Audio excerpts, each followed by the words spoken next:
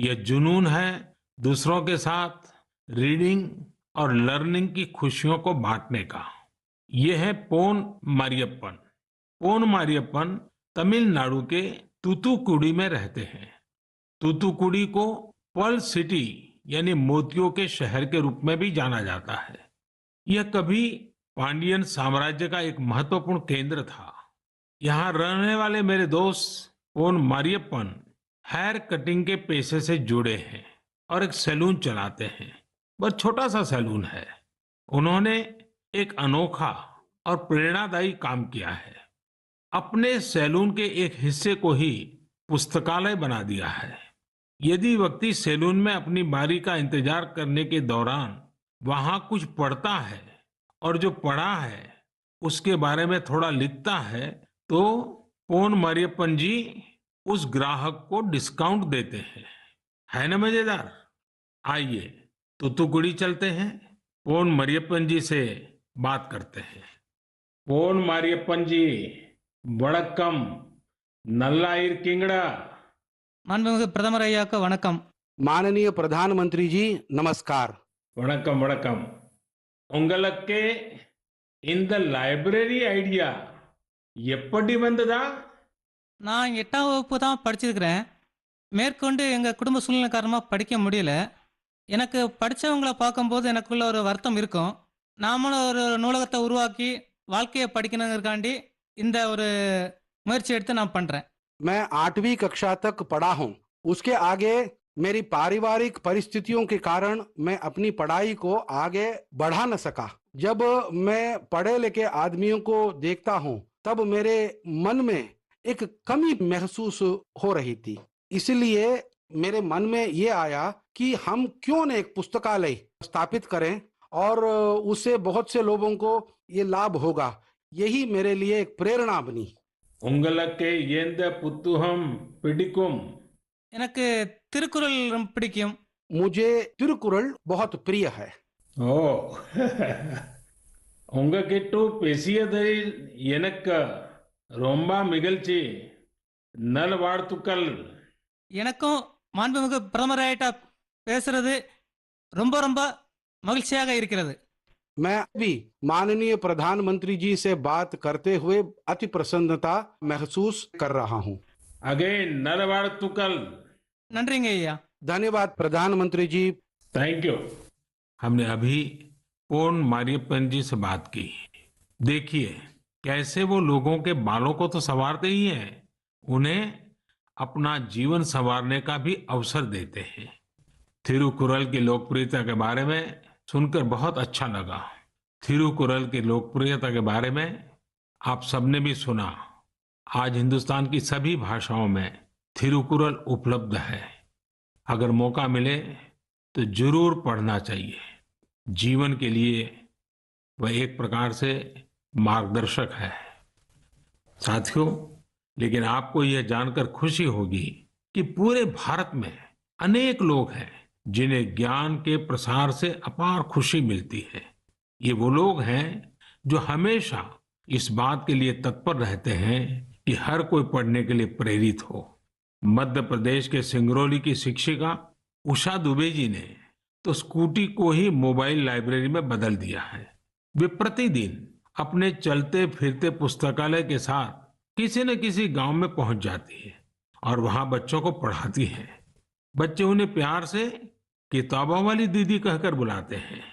इस साल अगस्त में अरुणाचल प्रदेश के निरजुली के रायो विलेज में एक सेल्फ हेल्प लाइब्रेरी बनाई गई है।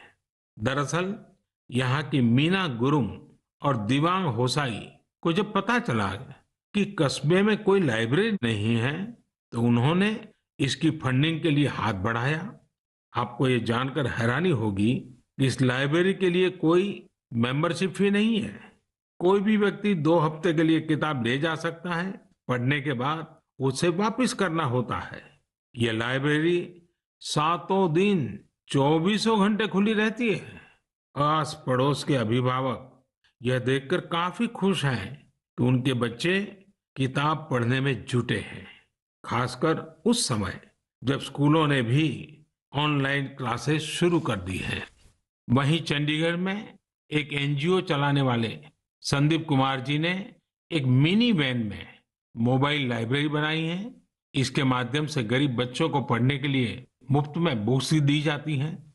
इसके साथ ही गुजरात के भावनगर की भी दो संस्थाओं के बारे में जानता हूं जो बेहतरीन कार्य कर रही हैं। उनमें से एक है विकास वर्तुल ट्रस्ट। यह संस्था प्रतियोगी परीक्षाओं की तैयारी करने वाले विद्यार्थियों के लिए बहुत मददगार है। यह ट्रस्ट 1975 से काम कर रहा है और ये 5000 पुस्तकों के साथ 140 से अधिक मैगजीन उपलब्ध कराता है। ऐसी एक संस्था पुस्तक परब है। ये इनोवेटिव प्रोजेक्ट है जो साहित्यिक पुस्तकों के साथ ही दूसरी किताबें निशुल्क उपलब्ध कराते हैं। इस लाइब्रेरी में आध्यात्मिक, आयुर्वेदिक उपचार और कई अन्य विषयों से संबंधित पुस्तकें भी शामिल है। यदि आपको इस तरह की और प्रयासों के बारे में कुछ पता है तो मेरा आग्रह है कि आप उसे सोशल मीडिया पर जरूर साझा करें। यह उदाहरण पुस्तक पढ़ने या पुस्तकालय खोलने तक ही सीमित नहीं है, बल्कि यह उस नए भारत की भावना का भी प्रतीक है जिसमें समाज के विकास के लिए हर क्षेत्र और हर तबके के लोग नए नए और इनोवेटिव तरीके अपना रहे हैं। गीता में कहा गया है, न ही ज्ञानेन सदृशम पवित्र मिह विद्यते, अर्थात ज्ञान के समान संसार में कुछ भी पवित्र नहीं है। मैं ज्ञान का प्रसार करने वाले, ऐसे नेक प्रयास करने वाले सभी महानुभावों का हृदय से अभिनंदन करता हूं। मेरे प्यारे देशवासियों, कुछ ही दिनों बाद सरदार वल्लभ भाई पटेल जी की जन्म जयंती 31 अक्टूबर को हम सब राष्ट्रीय एकता दिवस के तौर पर मनाएंगे। मन की बात में पहले भी हमने सरदार पटेल पर विस्तार से बात की है। हमने उनके विराट व्यक्तित्व के कई आयामों पर चर्चा की है। बहुत कम लोग मिलेंगे जिनके व्यक्तित्व में एक साथ कई सारे तत्व मौजूद हो। वैचारिक गहराई, नैतिक साहस, राजनीतिक विलक्षणता, कृषि क्षेत्र का गहरा ज्ञान और राष्ट्रीय एकता के प्रति समर्पण भाव। क्या आप सरदार पटेल के बारे में एक बात जानते हैं जो उनके सेंस ऑफ ह्यूमर को दर्शाती है? जरा उस लौह पुरुष की छवि की कल्पना कीजिए जो राज्य रजवाड़ों से बात कर रहे थे, पूज्य बापू के जन आंदोलन का प्रबंधन कर रहे थे, साथ ही अंग्रेजों से लड़ाई भी लड़ रहे थे, और इन सब के बीच भी उनका सेंस ऑफ ह्यूमर पूरे रंग में होता था। बापू ने सरदार पटेल के बारे में कहा था, उनकी विनोदपूर्ण बातें मुझे इतना हंसाती थी कि हंसते हंसते पेट में बल पड़ जाते थे। ऐसा दिन में एक बार नहीं, कई कई बार होता था। इसमें हमारे लिए भी एक सीख है। परिस्थितियां कितनी भी विषम क्यों न हो, अपने सेंस ऑफ ह्यूमर को जिंदा रखिए। यह हमें सहज तो रखेगा ही, हम अपनी समस्या का समाधान भी निकाल पाएंगे। सरदार साहब ने यही तो किया था। मेरे प्यारे देशवासियों, सरदार पटेल ने अपना पूरा जीवन देश की एकजुटता के लिए समर्पित कर दिया। उन्होंने भारतीय जनमानस को स्वतंत्रता आंदोलन से जोड़ा। उन्होंने आजादी के साथ किसानों के मुद्दों को जोड़ने का काम किया। उन्होंने राज्य रजवाड़ों को हमारे राष्ट्र के साथ एक करने का काम किया। ये विविधता में एकता के मंत्र को हर भारतीय के मन में जगा रहे थे। साथियों, आज हमें अपनी वाणी, अपने व्यवहार, अपने कर्म से हर पल उन सब चीजों को आगे बढ़ाना है जो हमें एक करें, जो देश के एक भाग में रहने वाले नागरिक के मन में दूसरे कोने में रहने वाले नागरिक के लिए सहजता और अपनत्व का भाव पैदा कर सके। हमारे पूर्वजों ने सदियों से यह प्रयास निरंतर किए हैं। अब देखिए, केरल में जन्मे पूज्य आदि शंकराचार्य जी ने भारत की चारों दिशाओं में 4 महत्वपूर्ण मठों की स्थापना की। उत्तर में बद्रिकाश्रम, पूर्व में पुरी, दक्षिण में श्रृंगेरी और पश्चिम में द्वारिका। उन्होंने श्रीनगर की यात्रा भी की। यही कारण है कि वहां एक शंकराचार्य हिल है। तीर्थाटन अपने आप में भारत को एक सूत्र में पिरोता है। ज्योतिर्लिंगों और शक्तिपीठों की श्रृंखला भारत को एक सूत्र में बांधती है। त्रिपुरा से लेकर गुजरात तक, जम्मू कश्मीर से लेकर तमिलनाडु तक स्थापित हमारी आस्था के केंद्र हमें एक करते हैं। भक्ति आंदोलन पूरे भारत में एक बड़ा जन आंदोलन बन गया, जिसने हमें भक्ति के माध्यम से एकजुट किया। हमारे नित्य जीवन में भी ये बातें कैसे घुल गई है, जिसमें एकता की ताकत है। प्रत्येक अनुष्ठान से पहले विभिन्न नदियों का आह्वान किया जाता है। इसमें सुदूर उत्तर में स्थित सिंधु नदी से लेकर दक्षिण भारत की जीवनदायिनी कावेरी नदी तक शामिल है। अक्सर हमारे यहाँ लोग कहते हैं, स्नान करते समय पवित्र भाव से एकता का मंत्र ही बोलते हैं। गंगे च यमुने चैव गोदावरी सरस्वती नर्मदे सिंधु कावेरी जलेस्मिन् सन्निधि कुरु। इसी प्रकार सिखों के पवित्र स्थलों में नांदेड़ साहब और पटना साहब गुरुद्वारे शामिल हैं। हमारे सिख गुरुओं ने भी अपने जीवन और सत्कार्यों के माध्यम से एकता की भावना को प्रगाढ़ किया है। पिछली शताब्दी में हमारे देश में डॉक्टर बाबा साहब आम्बेडकर जैसी महान विभूतियां रही, जिन्होंने हम सभी को संविधान के माध्यम से एकजुट किया। साथियों, unity is power, unity is strength, unity is progress, unity is empowerment, united we will scale new heights. वैसे ऐसी ताकतें भी मौजूद रही हैं जो निरंतर हमारे मन में संदेह का बीज बोने की कोशिश करते रहते हैं, देश को बांटने का प्रयास करते हैं। देश ने भी हर बार इन बद इरादों का मुंहतोड़ जवाब दिया है।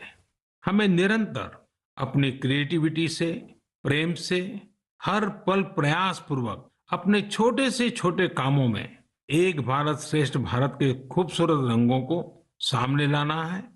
एकता के नए रंग भरने हैं और हर नागरिक को भरने हैं। इस संदर्भ में मैं आप सबसे एक वेबसाइट देखने का आग्रह करता हूं, ekbharat.gov.in। इसमें नेशनल इंटीग्रेशन की हमारी मुहिम को आगे बढ़ाने के कई प्रयास दिखाई देंगे। इसका एक दिलचस्प कॉर्नर है आज का वाक्य। इस सेक्शन में हम हर रोज एक वाक्य को अलग अलग भाषाओं में कैसे बोलते हैं यह सीख सकते हैं। आप इस वेबसाइट के लिए कंट्रीब्यूट भी करें। जैसे हर राज्य और संस्कृति में अलग अलग खान पान होता है। ये व्यंजन स्थानीय स्तर के खास इंग्रेडिएंट्स यानी अनाज और मसालों से बनाए जाते हैं। क्या हम इन लोकल फूड की रेसिपी को लोकल इंग्रेडिएंट्स के नामों के साथ एक भारत श्रेष्ठ भारत वेबसाइट पर शेयर कर सकते हैं? यूनिटी और इम्यूनिटी को बढ़ाने के लिए इससे बेहतर तरीका और क्या हो सकता है? साथियों, इस महीने की 31 तारीख को मुझे केवड़िया में ऐतिहासिक स्टैच्यू ऑफ यूनिटी पर हो रहे कई कार्यक्रमों में शामिल होने का अवसर मिलेगा। आप लोग भी जरूर जुड़िएगा। मेरे प्यारे देशवासियों, 31 अक्टूबर को हम वाल्मीकि जयंती भी मनाएंगे। मैं महर्षि वाल्मीकि को नमन करता हूं और इस खास अवसर के लिए देशवासियों को हार्दिक शुभकामनाएं देता हूं। महर्षि वाल्मीकि के महान विचार करोड़ों लोगों को प्रेरित करते हैं, शक्ति प्रदान करते हैं। वे लाखों करोड़ों गरीबों और दलितों के लिए बहुत बड़ी उम्मीद है।